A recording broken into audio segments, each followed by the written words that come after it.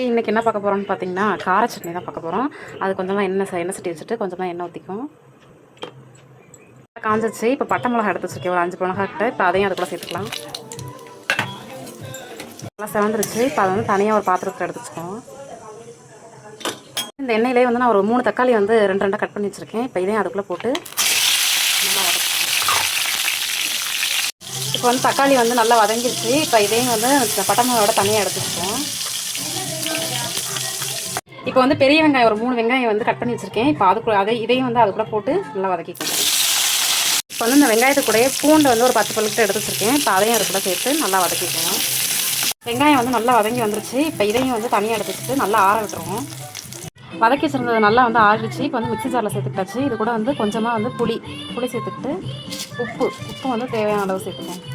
கொஞ்சமாக தண்ணி சேர்த்து நல்லா குறகுறப்பாக அரைச்சி எடுத்துக்கோம். நல்லா அரைச்சி எடுத்துக்கிட்டாச்சு. இப்போ வந்து சட்னி வந்து தாளிச்சிருவோம்.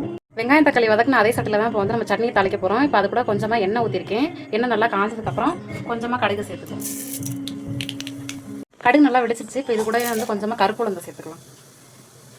இப்போ வந்து கருவேப்பிலை கொஞ்சமாக எடுத்து வச்சுருக்கேன். இப்போ அதையும் எடுத்து சட்னி பறச்சு செஞ்ச சட்னி அதையும் இது கூட சேர்த்து நல்லா கொதிக்க வச்சிடலாம். சட்னி நல்லா கொதிச்சு வந்துருச்சு. இப்போ வந்து இதை வந்து வேறு பாத்திரத்தில் மாற்றிக்குவோம். காரசாரமான கார சட்னி ரெடி ஆயிடுச்சு. கண்டிப்பாக நீங்களும் ட்ரை பண்ணி பாருங்கள். இந்த வீடியோ உங்களுக்கு பிடிச்சிருந்தா லைக் பண்ணுங்கள், ஷேர் பண்ணுங்கள், சப்ஸ்கிரைப் பண்ணுங்கள். தேங்க்யூ.